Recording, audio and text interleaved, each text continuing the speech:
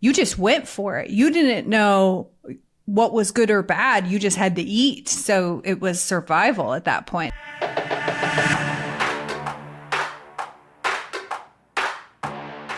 In today's episode, Courtney and I had the pleasure of sitting down with Cole Caughern. Cole absolutely crushes this one. Cole just finished up his second full year of agency ownership. He has 3 locations and over $9 million in P&C premium, almost that 10 million mark. We're going to dive into his struggles that he's had to overcome the last 2 years, leadership, management, processes, and systems, what it's like leading a 100% remote sales team, the importance of cash flowing your business and just not chasing the leaderboard. Also, making sure that you're burning the boats and going all in on your dreams and whatever it takes. So with that being said, let's start the show. Hey, welcome to the Insurance Buzz. We are your hosts, Michael and Courtney Weaver, and we have a special guest with us today, Cole Caughern. Cole, how are you? Doing good, guys. How are y'all? We're good, brother. Thank you so much for coming on today. Yeah, I'm excited to be here, man. I've been pumped. We set this a while ago and had to reschedule, so I'm excited to finally get on. Well, you did send my husband cigars, so I knew that when we got on that we're getting into it. Like this is where we're at. So Cole, you have 3 agencies. I'm going to jump right in if that's okay. Let's do it. So you have 3 agencies and you started in February of 2021 and you have scaled them to 9 million. So I first want to talk about how are you setting up your day to manage 3 different agencies? What does that look like for you? What's Cole's day? So my day is no longer straight sales or straight service, but more rolling with punches. And it's a hard thing to do, especially like Southern Oklahoma or Eastern Oklahoma where I'm at. People want to come in and want to talk to me, and I'm having to give up talking to clients.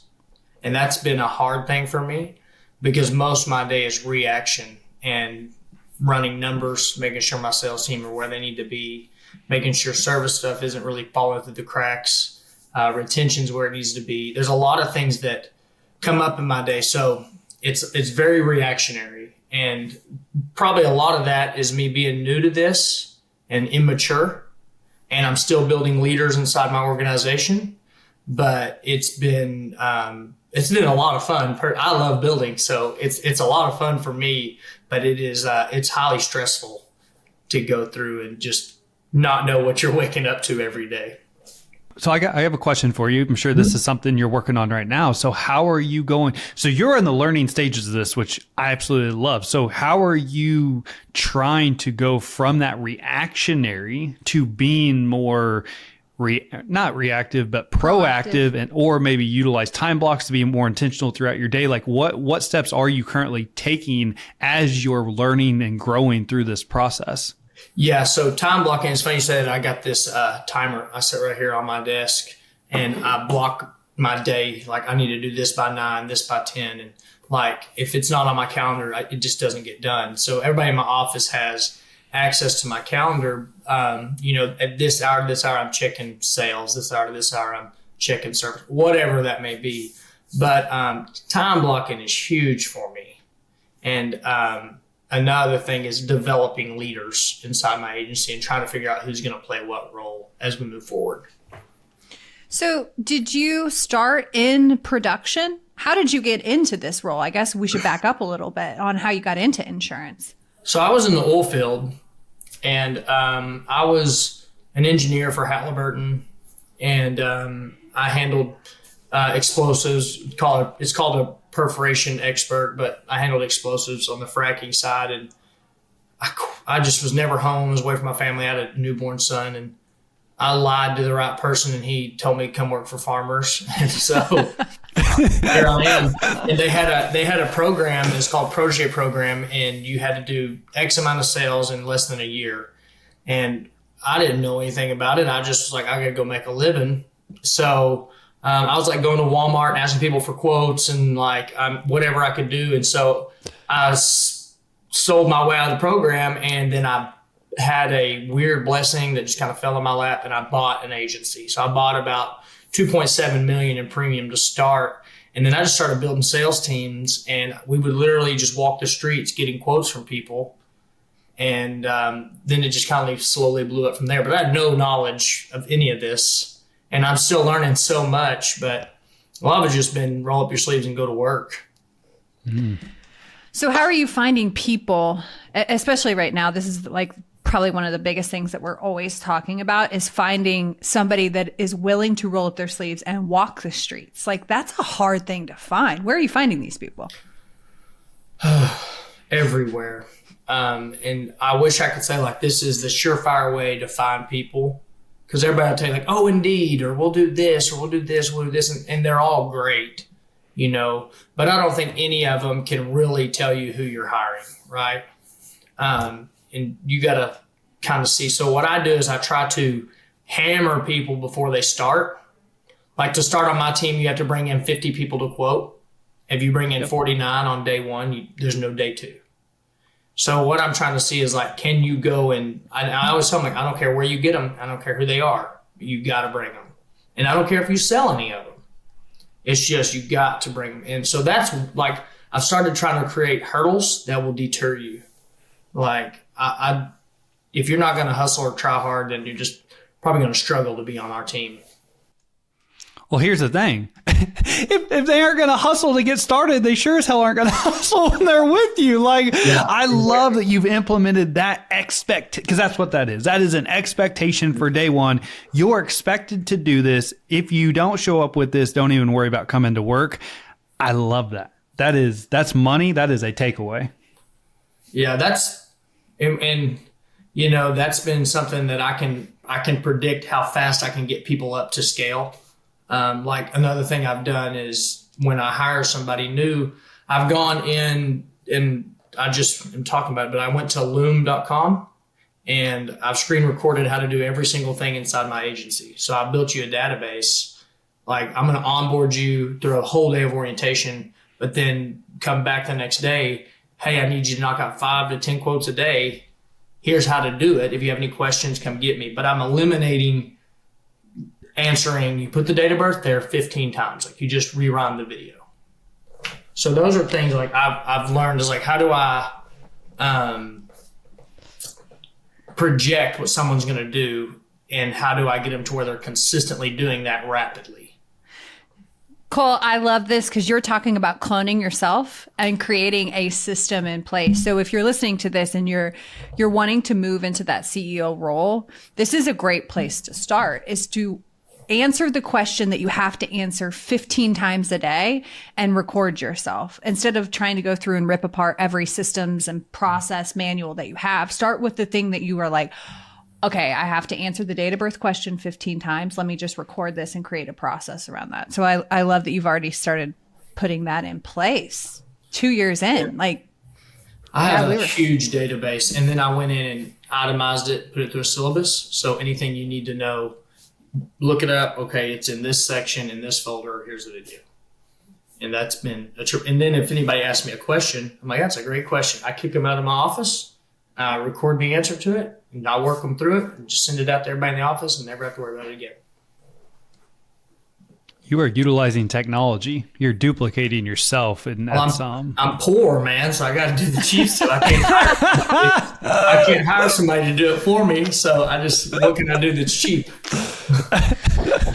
I don't believe that you're poor, because we were talking about before we hopped on, and I want to hang here for a little bit, that you don't chase the leaderboard. You're actually in a business to run a business and to make money. So talk to us a little bit about how you made that shift, and then what that looks like from driving production in your businesses. So the nitty gritty truth about it is I was dumping everything I was making. And we're talking recently, like last year. I'm like, we got to keep riding. We're going to chase a leaderboard, yada, yada, yada. And farmers, which I love farmers, great company, but they made one little tweak and I couldn't bonus anymore. And so I was relying on this bonus money every single month that came every month. I'm like, I hit it, no problem. We'd blow it out. They changed it Now I can't bonus and I don't cash flow. And I was like, oh crap. So I went from like high to like, I'm going to have to lock my doors. Like I'm done. And I was not as far as farmers goes, I was not a small agent at the time. You know, I was not what you would consider a small agency at farmers. So I was like, holy crap, what am I going to do? And so I survived by the grace of God. And I was like, okay, we're not doing that again. So I'm not relying on bonuses. I'm not relying on things like if it doesn't cash flow without a bonus, if it doesn't cash flow where it makes sense to chase something or spend the money to go down that trail, we just don't. So like I had a ton of staff. I had this. I wasn't really overpaying people, but I was paying people more than they should have been earning based on the work they were giving, right? I was making a lot of mistakes as an owner, you know, letting people hang around too long, things like that just weren't performing. And I didn't even realize it because I was like, well, we're still going to hit it every time. And then that one little tweak just obliterated my whole business plan, which I learned I didn't have a business plan. I just had, we're going to go do this and hope it works. And so that is one thing for me that was like eye-opening. It's like we cannot chase the leaderboard if it's not something that's a financially smart thing to do. Right. If we're chasing the leaderboard and we're cash flowing and we're positive every month, it makes sense. But if I'm negative every single, that's not a good business plan. You know, because if I'm negative in the months that should be good, then the bad months I'm going to be really negative, and there's no reserves to keep you alive there. So walk us through kind of how you got out of that process. So you have the conversation, you hear, okay, like this come to Jesus essentially of, okay, it's either sink or swim. What are the next steps that you're like, okay, I have to become profitable and I have to quit focusing on the bonuses. What action did you take after that? Well, the first thing I did was I hit a hard reset, right? So I'm like, okay, if my producers or people in my business that write business, if they're not cash flowing themselves, where that they're making a good, like if they're solely relying on salary, you're not going to make it here, because the point of salary is to make sure you don't miss your car payment or, you know, your house payment or whatever. But in a sales job, I'm giving you the salary as a guarantee, but the commissions we have to have. You know, like you have to pay yourself that extra. Otherwise, I'm all negative on you. And so how do I keep from being negative on the people inside my agency? And then the next thing it is like, where are we wasting money? Like a lot of agents, and I'll probably catch flack for this, and that's okay. But a lot of agents spend the first 3 hours of their day calling the same clients over and over again, make a payment, make a payment, make a payment. Well, I mean, if you could take that 3 hours instead of trying to get people that consistently fail to miss payments, automate that and call leads or something else that's ROI positive, it's a lot better use of the time of your employees. And here's the deal. We're all adults in this world. If you don't pay your insurance, it's going to cancel. It's this new thing. So let's automate the tech. Hey, don't forget to make your payment, and then we're done with you. Like, be an adult here. And so what I learned is that saved me a lot of that, generated more income because now we're marketing more. But also these clients that don't make their payments, sometimes they're, you know, we're all in different places in the world, but they're my lowest premium clients. I only earn a commission on them once a year, twice a year at max, and it's like $20 when I do. But I'm paying somebody $30 an hour or $20 an hour, whatever they make, to call them and say, make your payment. And they do it every month. So I'm spending $240 a year on somebody I make $60 on. And I'm like, this is not worth my time. So we transition what those people are doing. And that I may catch heat for that one, but No. You just brought up the magical word automate. And that's what everyone, no matter what business you're in, and obviously we're specifically talking about the insurance industry right now. This is the insurance buzz, but you should be trying to automate everything you do. And what you just said, you're sending out text messages, which is going to have 95% of text messages get read. Right. Some voicemails aren't going to get listened to. Some emails aren't going to get read, but I can guarantee you if you are texting your customer, they are seeing that message. So they are aware that they are late and they are aware they are going to cancel. I think that's super smart by you. And you just bought back your time and everybody else's in the agency. Right. I mean, that was something that was really eye-opening to me. I was like, holy crap, this one client cost me $240 and I only make 60. So I'll never catch him because, I mean, he cost me money to acquire anyway, right? So I'll never catch up on it. I'll always be negative on that one client. And when you get really granular about it, you're like, crap, I'm bleeding there. You know, so those are things. And then the next thing I did, or I would recommend is, especially to newer agents, is don't get a big fancy office. Have a nice office, have your service staff in there and put everybody else remote. Man, I love that you said that because I always say offices don't sell policies. People do, baby. Like that was a rookie mistake. So you did that. Your first office, it was a nice office. It's great. I mean, it's beautiful. I love it. It's super nice.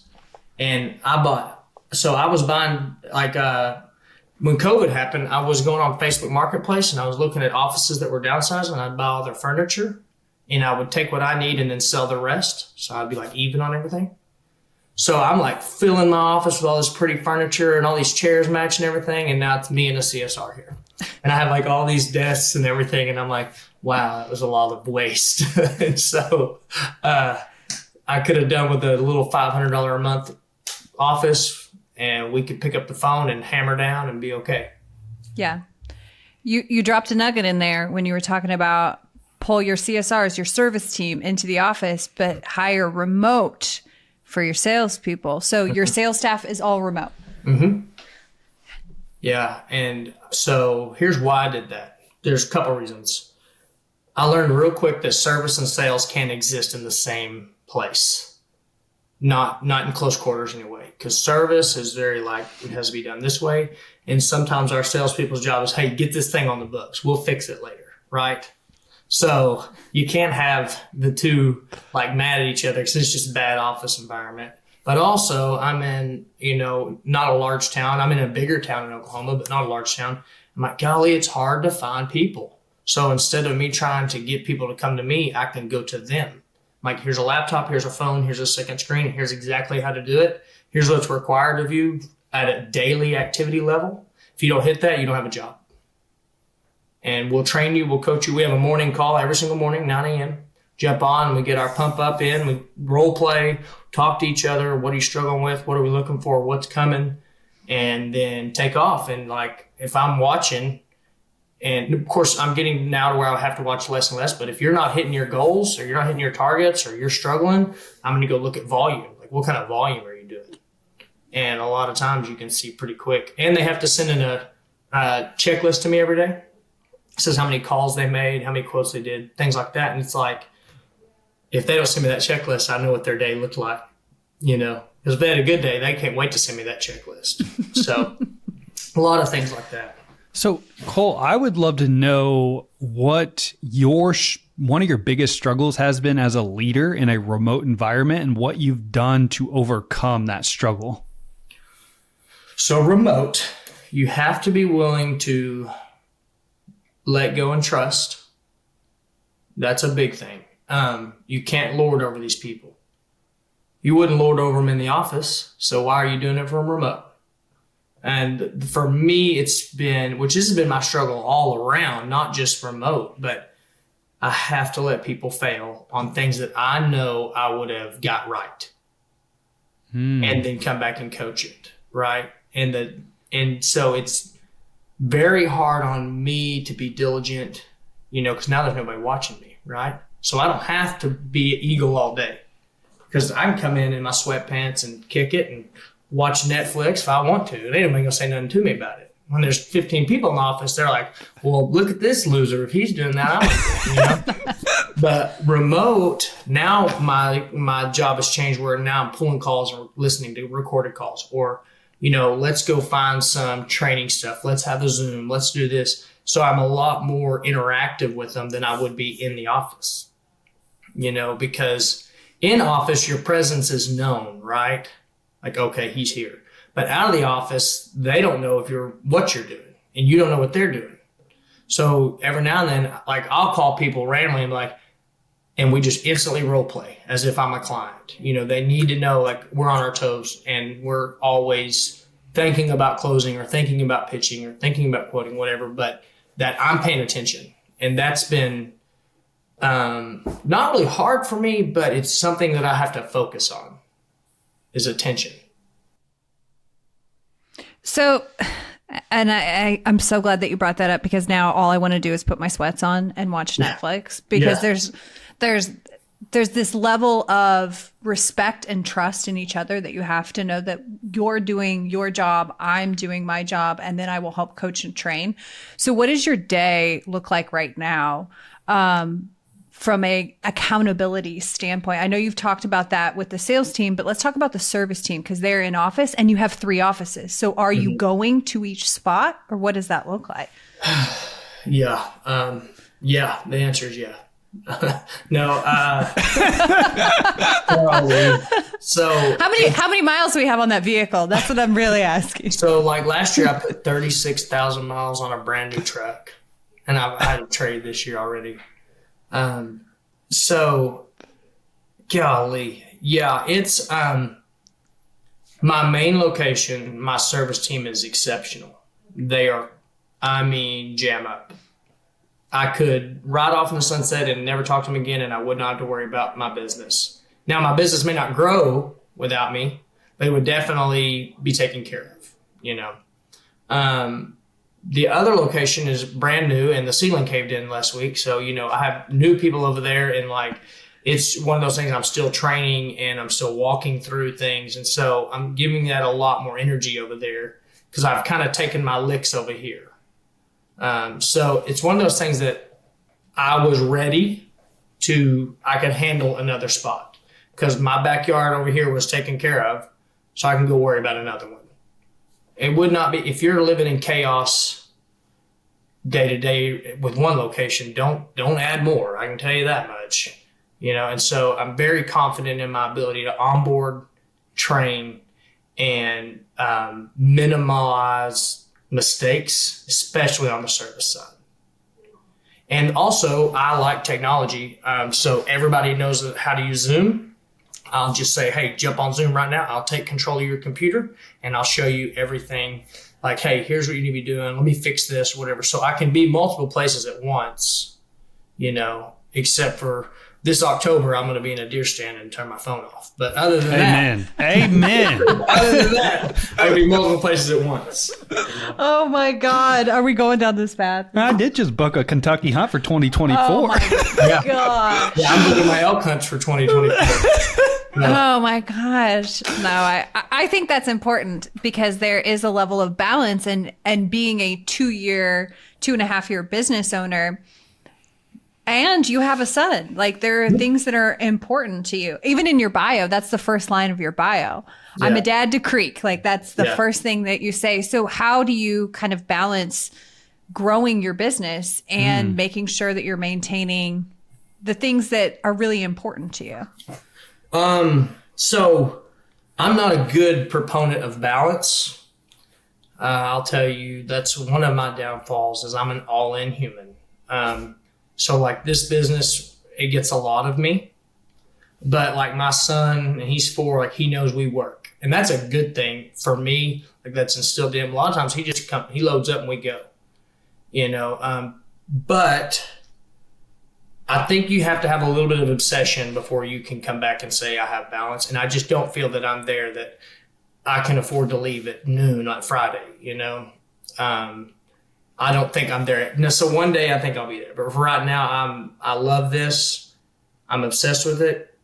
And the worst thing that's in my life is also a kind of a unique blessing, is I'm divorced and I have 50-50 custody of my son. So the days I don't have him, it's like, okay, how do we work 19 hours? And the days that I do have him, it's like, okay, it's 9 to 5, get off, I'm going to go hang out with him.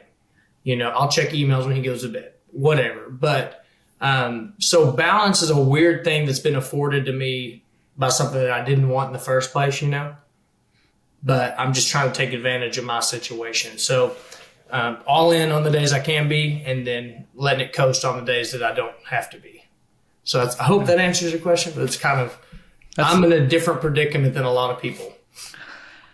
That's great. And I love your transparency because you're in the very beginning stages of building a business as well. And we're firm believers that there's seasons of life, and some seasons are just going to be busier than others, I guess you could say. But we, even being 10 years into this now, and we just went through a 90-day phase ourselves to where we limited ourselves to and it was the first time ever in our career where we actually gave ourselves permission to shut off at 5 o'clock. Mm-hmm. And it was an eye-opening experience. And one of the best things that I learned from that was giving yourself permission to actually have a shut-off time, whether that's 5 o'clock, 7 o'clock, 9 o'clock, whatever it is, because before that time, I personally never did as well, because we love what we do, hard work. We all go down that, we're all individuals, but I love that you're sharing that because you're making the most of your situation. You're just doing whatever it takes. And I think the question that we got a lot when we were implementing these boundaries of okay, we need to stop at a decent time was, could you have done this at the beginning of your career?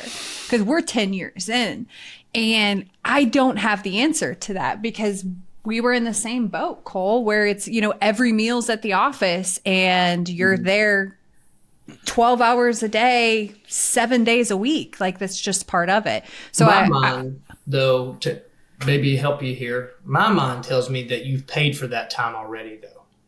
Right? Yeah. So you get to leave at 5, but for 10 years you didn't. So you have a bank, right? Think of it as a bank. You put the time in so that you can't afford to do that now. And a lot of people, they never put in that time to begin with. And there's nothing against that. That's why we're in business. We want to do what we want to do. But for me, it's okay, I'm buying myself the availability in the future by overworking it right now. So buying your time right now, I'm curious, how much production are you still doing? Are you still producing big cases? Okay? No. I do our big life cases. But I have to have faith in my sales team. And that is a big thing. And I came through selling. That's how I got to be where I'm at. And so I remember some things that upset me. I won't go down that, but I'm okay, if I really trust my team, then the ones if my buddy comes to me and he's just, no matter what, he's basically going to go with me because we're friends, then I need to kick that out and let them get those easy commissions or whatever on it. Because, we all like handouts every now and then, let's be honest, right? So if I can do that for my team, so that's one thing that I don't sell because I want to give my team the chances to sell. And I don't want to take away from them. So I do the big life cases, though, just because we want to be sure they're right, tiered right, But as far as PNC goes, things like that, I don't touch them. That's great. What are their expectations? So my producers have to do $25,000 in sales each month. They have to do, it starts out their first month. The first week, they have to write 5 policies. The very first week, which is why those quotes are important, right? But we're going to help you quote it. We're going to help you learn to pitch it. We're going to help you talk about it. But can you get people's information, And we always do it in an honest and ethical way, right? So we always pitch home auto umbrella. You're going to get, everything Amen. With us. It's not like we're coming in and trying to beat you on rate. But can you get people to say yes, right? So that goes for the first 4 weeks. If you fall short at any point in the first 4 weeks of that, there's no more weeks. And then month 2 is 20. You have to do 20,000. And then month 3 is 25K. And then that's your standard from there. But I had a girl last week. She did 33,000 last week. So it's not like it's not unattainable. It's just we have to set the standard out the gate immediately. Mm-hmm. This is what it is. And it's not funny, but now my sales team, when someone new comes in, they're water cooler talk or chatting each other. Is he serious about that? Yeah, hey, listen, you better hope that you hit it because he ain't playing. And so that's been something, just a standard that we just don't fault for. And but yeah, that's our minimums. And normally people go way above it, but that's our minimums. Expectations are everything. That's what's the old saying? Like most, and I've experienced this in my career, your expectations, producers are typically going to barely miss it or barely hit it in most, until you get the right A players in there that just blow it out of the water. And they don't know what they don't know. I mean, Cole, the same story. I heard it from you in the very beginning. You just went for it. You didn't know what was good or bad. You just had to eat. So it was survival at that point. And I think that brings out a different level of performance and production. Yeah. So you've built these 3 businesses. I'm always curious of what drives a high performer to continue to show up. So what does this look like a year from now, 2 years from now, 5 years from now? We dreaming now. Yeah, what's it looking like, Cole?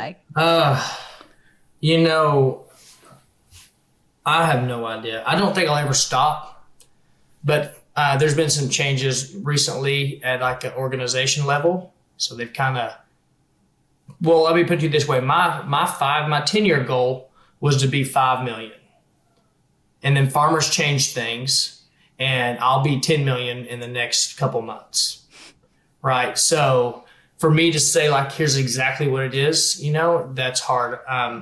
What 50 by 5. How about 50 by 5? 50 mil by 5?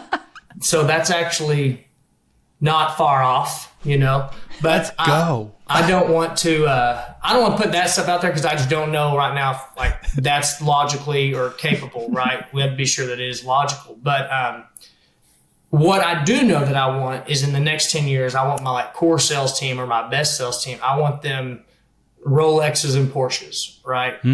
That's what I want. Now, I don't know if you want to buy that, right? But I want you to make enough money. Like, shoot, yeah, I can drive I can wear a Rolex and drive a Porsche, right?